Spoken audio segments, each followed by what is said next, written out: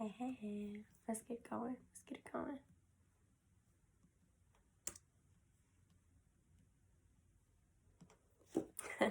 What up, crew? What's good? It's your girl Sade. Are you ready for another episode of the Crew Book Club podcast? Can I get a hey yeah? I ain't say hell yeah. Well, I just did. It is Monday. If you feeling good, feeling great, cool, awesome, amazing, keep that same energy. And if you're not, finish listening to this podcast because by the end, baby, you're going to be like, let's take over the world. Just don't sit in it for too long, okay? Feel that and keep it moving. Now, I am so excited about this episode because it's just good. I'd be excited to get on here and chop it up with you guys. And I don't even know if I said it or not because I'm so excited. What up, crew? What's good? All right. Today we'll be getting into the final chapters of Atomic Habits. And these are for my advanced folks. Okay. We finished the 4 laws. We did all that. This is for the people who want to be, who want to be bigger and better. The people who want to be challenged. The people who want to be great, not just merely good. And not that it's a bad thing to be merely good. This is just an opportunity for you to be great. And why not take the opportunity to be great? Okay, so we're going to get into that. Chapters 18, 19, and 20. And that will finish the book completely. You know what I'm saying? And then before we even dive into that, we got to get into who gonna check me, boo. God he's always checking us. We love a good check because it keeps us what? In check. Yes, honey. Stay in check. All right. This one comes from the Woman of Color Devotional, Courage to Heal. And let me tell y'all something. I feel like we should be healing daily, or we need healing moments throughout the day, because a lot of times things can trigger us at moments, right? And so we need to know how to get through that. Just know this though, it takes courage to heal, right? Because you're acknowledging what you've gone through, and just being in God's presence helps with that, okay? Because he guides us in a direction to do the things we need to do to be better, which ultimately will heal us. Ooh, bombs dropping already. All right. It comes from Woman of Color Devotional Journey, Courage to Heal, page 45. And it's 2 scriptures that stood out to me the most. Psalm 72:14, wait on the Lord, be of good courage, and he shall strengthen thine heart. Wait, I say, on the Lord. And in regards to that, waiting on the Lord requires courage, okay? It requires us to take stock of where we are in him and what direction we are headed.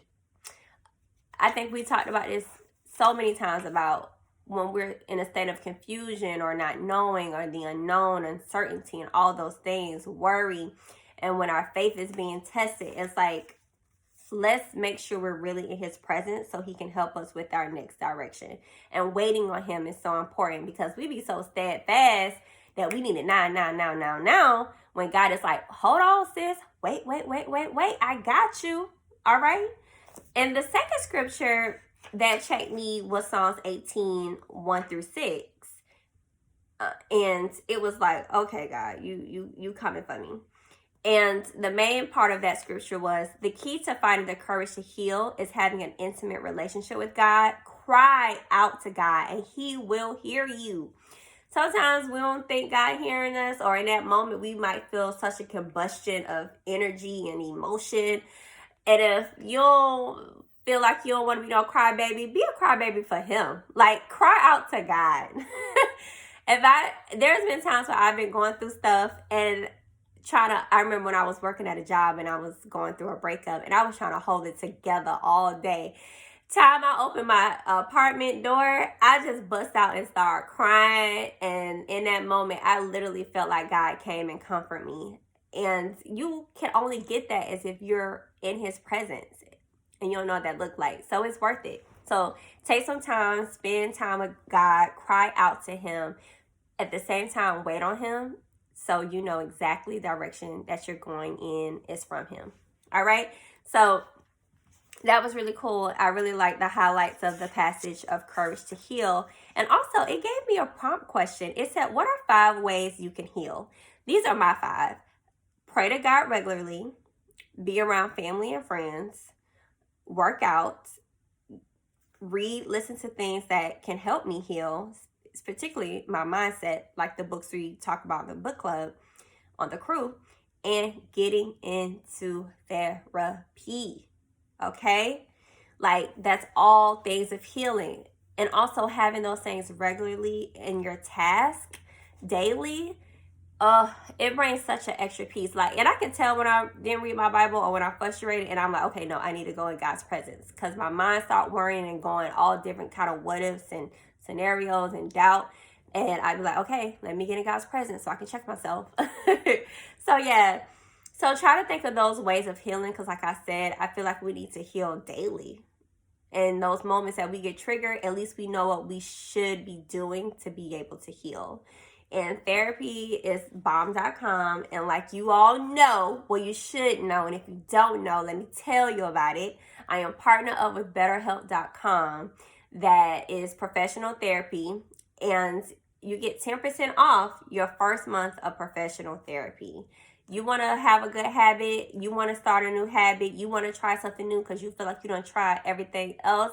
Try therapy. Go to betterhelp.com/crewlove. That's betterhelp.com/crewlove. The link is in the show notes, and your girl would not advise you to use something that I do not use. I'm currently using it. Okay? And I'm using mine for couples therapy. Okay? If you're looking at the video, you see my face. But yes. I'm in couples therapy, love my therapist. She keeps, she keeps us in line. She challenges daily. But the cool thing I love about her is she prays for us. So on betterhelp.com, which I love, like it asks you, would you want a therapist that's Christian or whatever? And we picked a therapist who's Christian, has a faith background, who thinks on a spiritual level. And that's great for us. At the end of our last session, she was just witnessing us go back and forth. And she ended up praying for us. And I thought that was the most amazing thing. So I like the fact that I have a therapist where I can mix God and therapy. So you can find your therapist too that fits you. Go to betterhelp.com/crewlove. Link in show notes. All right. I love y'all. This is how I show my love. And I love how you show your love. Crew love. Yes. I have another review that was left on the Apple app, on the podcast app. That's where you can do a written review. I really appreciate it. And don't tell me I don't have no Apple products. Okay, you pass by the Apple store, go in there and be thinking of the crew. Just leave a quick review if you can. I don't know, your friend, sister, brother, cousin got somebody got an iPhone or iPad. Leave a review for your girl. I love to share them if you want to hear it on the pod. This one comes from I had it pulled up. Let me pull it back up.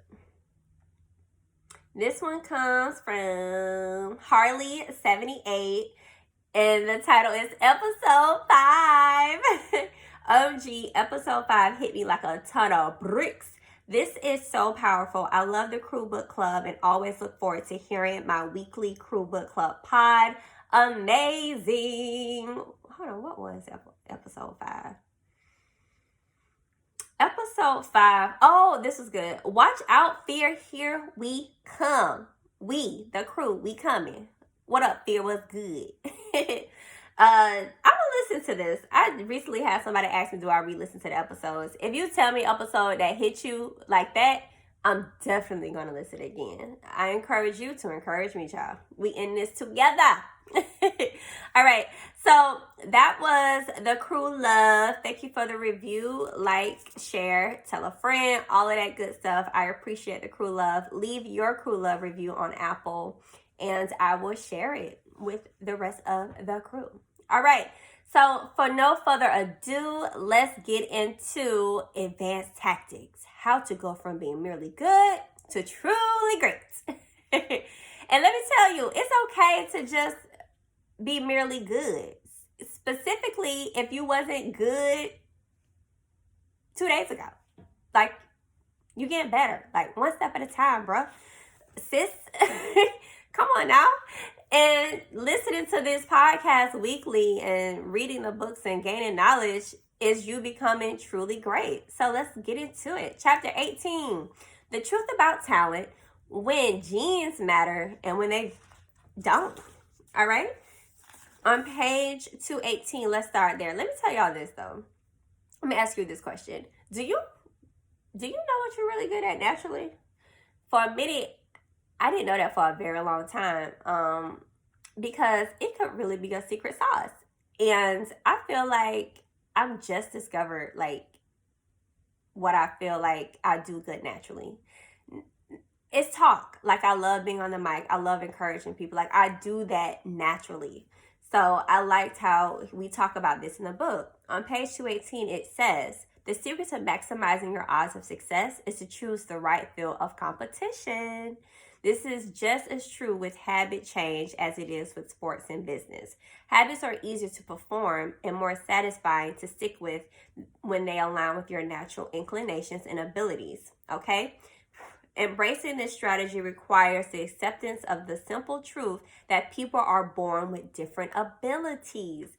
They use Michael Phelps as an example in the pool, like the way he built and everything. Like that's a natural, like he's born with that. You know what I'm saying? Putting somebody 5'3" in a pool to be an Olympian, it might not come that easy to them. They might have they're gonna have to work a little harder because their genes ain't just built for that. Now you can be determined, but Michael Phelps is just somebody who got it, right? All right. So that was like, think of it in that concept. So before you say, I don't have a natural good thing going on. Okay, so think of this point on page 219. The people at the top of any competitive field are not only well trained, they are well suited to the task. And this is why. If you want to be truly great, selecting the right place to focus is crucial. Because you just might be in the wrong environment that's not amplifying your focus, okay? So you gotta be in the right place, okay? It says here, genes do not determine your destiny, they determine your areas of opportunity. The key is to direct your effort towards areas that both excite you and match your natural skills to align your ambition with your abilities. Bomb, bomb, bomb. I feel like that's the podcast for me. Like, this just comes natural. I can get on the mic and talk about the books. I get excited. I can feel it in my energy. I don't have to get paid for this. It just feels so good to my soul. I don't care how tired I am. I want to do this. And God always gives me the renewed energy to do it. So what is that for you? Like, think about that. What is that for you? And you're really only going to find those things out as if you try different things. Okay? Okay. The question is, how do I figure out where the odds are in my favor? I'm so glad you asked. First is understanding your personality. Page 220 talks about that. You know, the personality traits are known as the big five that scientific analysis use. And it breaks it down in 5 spectrums of behavior.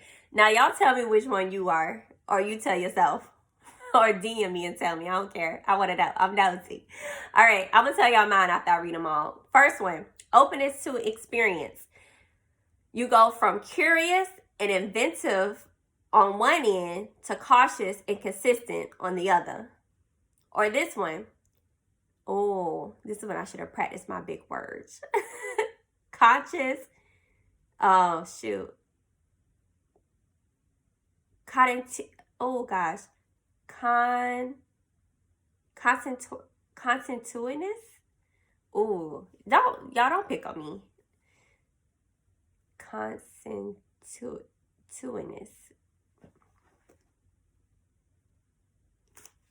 I'm about to Google. Let me pause this real quick. Okay, YouTube, we're going to Google how to say this. How to say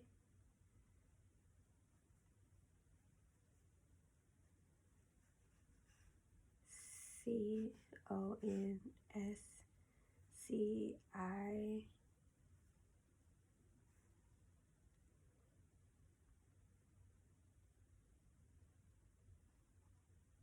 That's not a word.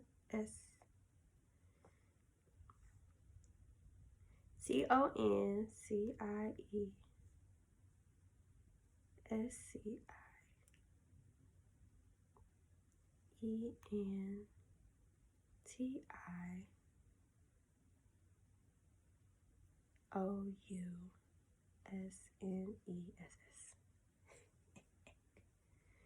Let's see. She ain't saying it. Not to use it. And I was mad. I was listening further before I got on here. Conscientiousness. Conscientiousness. Conscientiousness. Now y'all doing good, Darwin. Conscientiousness. Conscientiousness. Conscientiousness.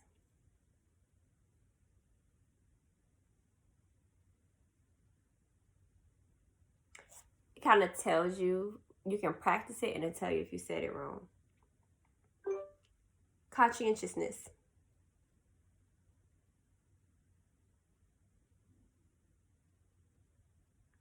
Conscientiousness. Conscientiousness.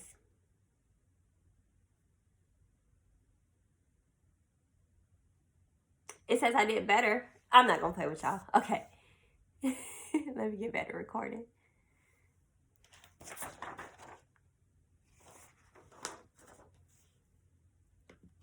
Conscientiousness. I think I said it right. So yes, conscientiousness, you're organized and efficient to easygoing and spontaneous. I gotta say that again. Conscientiousness, organized and effective to easygoing and spontaneous. Extroversion, outgoing and energetic to solidarity and reserved. You're likely known them as extroverts versus introverts. Or 4, agreeableness, friendly and compassionate to challenging and detached. Or neuroticism, anxious and sensitive to confident, calm, and stable. Which are you? If you gotta rewind it back because your girl was effing up the words. Okay, I'm gonna say mine is openness to experience. I could go from curious and inventive on one end, and then cautious and consistent on the other. Maybe that is mine.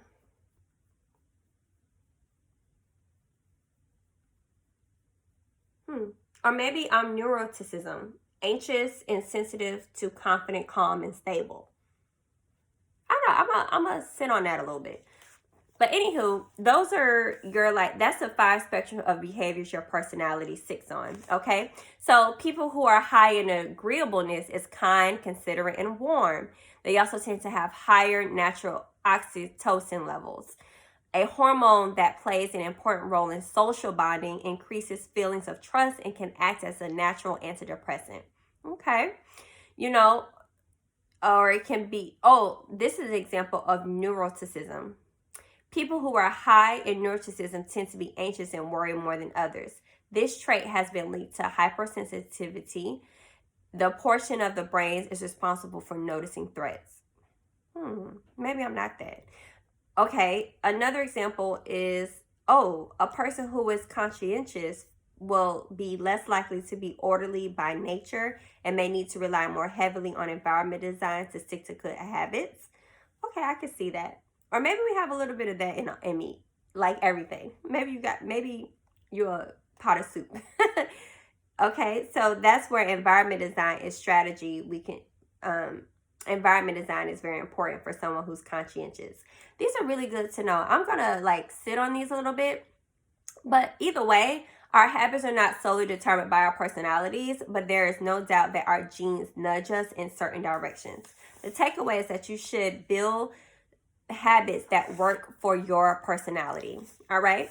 So ask yourself this: how do I find a game where the odds are in my favor? Listen, learning to play a game where the odds are in your favor is crucial for maintaining motivation and feeling success. At some point, you need to make sure you're playing the right game for your skill set. How do you figure that out? The most common approach is trial and error. I talked about this, y'all. We have to try things. You know, life is short. So how do we squeeze it in, right? The goal is to try out many possibilities, research a broad range of ideas, and cast a wide net. After this initial period of exploring, shift your focus to the best solutions you've found, but keep experiencing occasionally, not all the time. The proper balance depends on whether you're winning or losing. If you're currently winning, you explore, exploit, exploit. If you're currently losing, you continue to explore, explore, explore. See, continually losing. That means you're constantly trying new things before you just give it all up, but also finding little moments to practice and try new and explore new things, okay? So it's okay to be doing multiple things at one time, but your heavy focus should be on this particular thing if you're losing, but then also exploring. If you start winning in something else, exploit the heck out of it, okay? All right? You know, a good example they have is Google employees spend 80% of their 80-20 rule. Google asks their employees to spend 80% of their work week on their official job and 20% on the projects of their choice. So find that balance, y'all. Mine is 80% real estate and then 20% podcasting. And that is slowly starting to shift, okay? So when you're exploring these options, ask yourself these questions. What feels like fun to me but work to others? Because, you know, the work that hurts you less than it hurts others is the work you were made to do. The second question is, what makes you lose track of time? This blend of happiness at peak performance is what athletes' performance experience when they are in the zone. Okay? Where do I get greater returns than the average person? Results seem to be coming faster for me than for some of my colleagues, which motivate me to keep going. All right? This last question you should ask yourself, what comes naturally to me? Listen closely. Ignore what society has told you. Ignore what others expect of you. Look inside yourself and ask what feels natural to me. No internal judgments or people pleasing, i.e. me. No second guessing or self-criticism. Capital me. Just feelings of engagement and enjoyment. Okay? That's podcasting for me. My eyes are so open. My heart is open to all of this. All right? That was just chapter 18. I'm trying to be quick with y'all. Listen, get into chapter 19, the Goldilocks rule. Did y'all know what the Goldilocks rule is before I even say it? Okay. How to stay motivated in life and work. The Goldilocks rule states that humans experience peak motivation when working on tasks that are right on the edge of their current abilities, not too hard, not too easy, just right. That makes sense. Goldilocks support. Okay, anyway. Once a habit has been established, however, it's important to continue to advance in small ways. These little improvements and new challenges keep you engaged. If you hit the Goldilocks zone just right, you achieve a flow state. The flow state is the in the zone. But we have to understand, improvement requires a delicate balance. You need to regularly search for challenges that push you to your edge while continuing to make enough progress to stay motivated. That for me is like the pod has become a lot easier for me. So I'm like, okay, how do I stay motivated? So the next challenge is to do like a live show or small events. So that is where I'm kind of like, okay, let's go. Let's go, team. Let's go.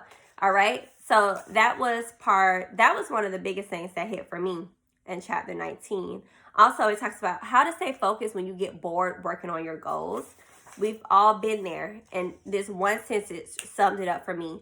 Really successful people feel the same lack of motivation as everyone else. The difference is that they still find a way to show up despite feelings of boredom. Mastery requires practice. It may seem so annoying to continue to do the same thing over and over and over again. That's okay. Like it says here, it doesn't matter what you're trying to become better at. If you only do the work when it's convenient or exciting, then you'll never be consistent enough to achieve remarkable results. Okay? So the moment that you're feeling bored or something, that's the moment you need to do it the most. Kind of like when you're working out, the moment that you feel your muscles shaking the most, just pump in those last few to keep it going, okay? Because that's going to make the difference for remarkable results. When a habit is truly important to you, you have to be willing to stick to it in any mood. Okay? F your feelings. F your feelings. F your mood. Can do that. Do that thing. Do it. All right? Professionals stick to the schedule. Amateurs let life get in the way. Oh, this happened. Oh, that happened. Da da da da. Now, don't get me wrong. Some big things do happen, but don't. Oh, that reminds me of that Rick Ross statement where he was like, "Is it really a family emergency?" You got to have that type of energy when approaching your goals when you're in a mood. Okay, F your mood. That's going to be the title of this podcast. F your mood, okay? All right. So, chapter 20, the downsides of creating good habits. It's always a downside, y'all. Okay? Everything ain't motherfucking perfect. It's always a downside. All right, chapter 20, page 239 through 240. Habits plus deliberate practice equals mastery. That's all I got to say about that. Okay. Listen though, reinforcing your current habits, not improving them. What you need is a combination of automatic habits and deliberate practice. Mastery is the process of narrowing your focus to tiny elements of success, repeating it until you have internalized the skill, and then using this new habit as the foundation to advance to the next frontier of your development. Y'all, each habit unlocks a next level of performance. It's an endless cycle. So that tells me it don't get easy. It gets easier. But you got to keep going. If you stop cycling and you stop, there's no motion. You ain't going nowhere. You're stuck. So keep going no matter what. All right? Oh, so good. Right when things are starting to feel automatic, you're becoming comfortable. That you must avoid slipping into the trap of complacency. The solution, you ask, establish a system for reflection and review. Okay? Good stuff. Reflection and review enables the long-term improvements of all habits because it makes you aware of your mistakes and helps you consider possible paths of improvement.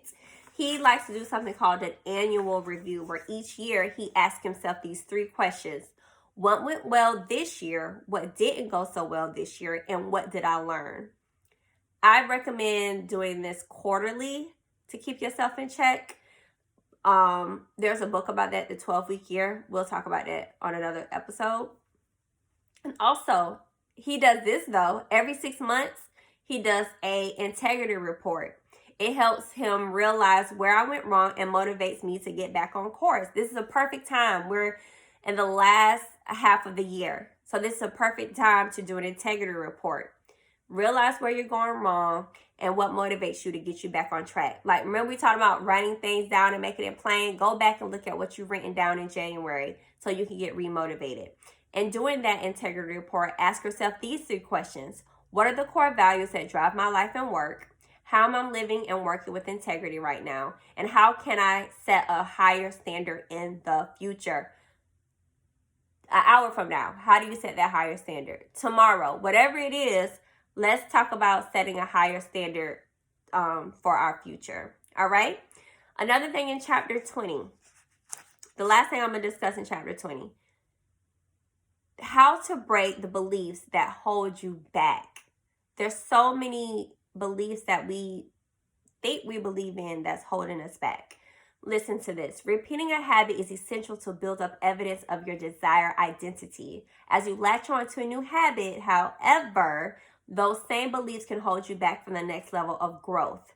When working against you, your identity creates a kind of pride that encourages you to deny your weak spots and prevents you from truly growing. This is one of the greatest downsides to building habits. One solution, you listening, is to avoid making any single aspect of your identity an overwhelming portion of who you are.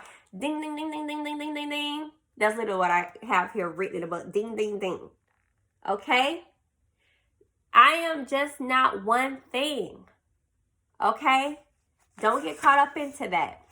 Because this is what happens. Page 248, it says, when you cling too tightly to one identity, you become brittle. lose that one thing, you lose yourself. So good. The key to mitigating these losses of identity is to define yourself such that you get to keep important aspects of your identity even when your practice role changes. So for an athlete, it becomes, I'm the type of person who is mentally tough and loves a physical challenge. To a great soldier transforms into, I'm the type of person who is disciplined, reliable, and great on a team. I'm the CEO. Translate, I'm the type of person who builds and create things. This reminds me of when people ask me, who are you? Who is Sade? I don't just go to, I'm the mom, I'm the sister, I'm the daughter, I'm the wife, I'm the this.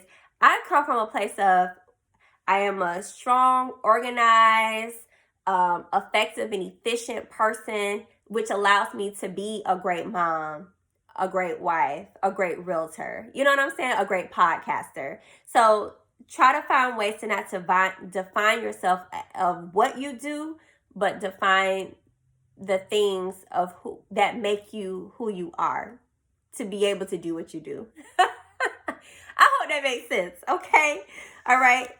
And it says this in the book as well. When choosing effectively, an identity can be flexible rather than brittle. Like water flowing around an obstacle, your identity works with the changing circumstances rather than against them. Because change is always going to happen. So we might as well be like water and flow with the changes. So that was how we advanced to go from being merely good to being truly great. What a way to end the book, y'all. In conclusion, I highlighted this in this section. It says the holy grail of habit change is not a single 1% improvement, but 1,000 of them. It's a bunch of automatic habits stacking up, each one fundamental unit of an overall system. It all works together for your good. So that was the conclusion of our book, Atomic Habits, Tiny Changes, Remarkable Results. And I just hope you guys really enjoyed this. I really enjoyed this book. Hope you order it. The link will be in the show notes to do that. Also, you can listen to it on Audible, but I just highly recommend reading it as well. When you're listening to it on Audible, don't forget Audible offers a plethora of other activities and things that you can listen to, as well as performances and all of those cool things. So I have a link in the show note for you to try free Audible for 30-day premium experience. Check that out. The link is in the show notes as well. Okay, so let's get into what would the crew do? These crew advice, killing it. I love it. I had posted and I got a plethora of questions that came in. I did go with the first one that I got in my DMs, and it was, how do you gauge when you have taken too much on when you are ambitious? This is so good because I feel like I'm such an ambitious person. And what really made me I looked some stuff up outside of just my thoughts. I did some research for you guys. Not a lot, y'all. Don't get too excited. This thought did come to mind. And when we're ambitious, a lot of times we get caught up on the outcome and the results. But what I'm learning is, and the more I read, it's about being in love with the process and not being goal driven. Like, it's okay to have goals, right? Like, put that goal over here. Remember, the goal is Z. Goal is the letter Z. A and everything in between A and Z is the process. So you have to fall in love, A, B, C, D, E, F, G, H, I, J, K, L, M, P, Q, R, S, T, U, V, W, X, Y, and Z, right? You got to go through all that process. So fall in love with that process. Because let me tell y'all something. You can reach Z, and then there's going to be another goal of Z, and you got to get through A, B, C, D. You got to do it all over again. So when it comes to being ambitious, because a lot of times we just focus on the goal, but focus more so on the process. So then that had me wondering. I went and looked up, I typed in exactly the question that you asked me, and I came across this article by Benjamin Salvio. And it was 10 signs you are too ambitious and why it might work against you. And I'll have the link in the show notes. And I'm going to just read the 10. Grandiose dreams of all encompassing glory. That's 1. Contempt for the present and reverence for the future. Single-minded focus on goals. Manic pace, anxiety and panic, severity depression, entitlement and jealousy, distaste for status and equilibrium, difficulty relaxing, enjoying simple pleasures. Hold on, I'm tripping. That's more than 10. Oh, wait. It's not. Categorical and calculating opinions of others. So, let's see. I just, like the first one, ambitious addicts harbor detailed fantasies of wondrous, happy endings towards which we strive. In these imagined happy endings, we picture ourselves enjoying life free from headache and fear. And we actually don't. We would never be free of headache and fear. It's going to seep in some way, some form, or some fashion. So we cannot give that up. One of the ones that I focus on, single-minded focus on goals. We just talked about that. Be in the process.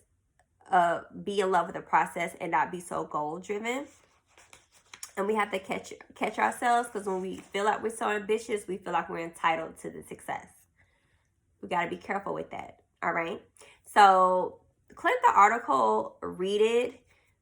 And, it does have what to do when ambition works against you. To slow down, enjoy, give thanks, donate time, and dream anew. The bottom line is, it says, with great aspiration comes great responsibility. If we allow the fire of ambition to blaze beyond control, we risk hurting others. We risk harming ourselves. By learning to slow down, enjoy, give thanks, donate time, and dream anew, we make space for breath, balance, patience, and perspective. We continue to reach for the stars, but we do so with the solid ground beneath our feet. Ooh, that was really good. So maybe practicing those things, those top 5 things. Ooh, that's been reappearing. We talked about top 5 things to do when you're healing. And now we just talked about top 5 things to do when our ambitious gets the best of us. So this is really good. Top 5. All right. So that was what would the crew do? How to gauge when you have taken too much on when you are ambitious. All right. So I cannot leave you without a quote of the week. The quote of the week comes from our author, James Clear, page 225. It says, when you can't win by being better, win by being different. Hey, thanks for hanging with the Crew Book Club podcast. I will see you all right here next week with the crew. Mwah. I ended it totally different than what I normally do.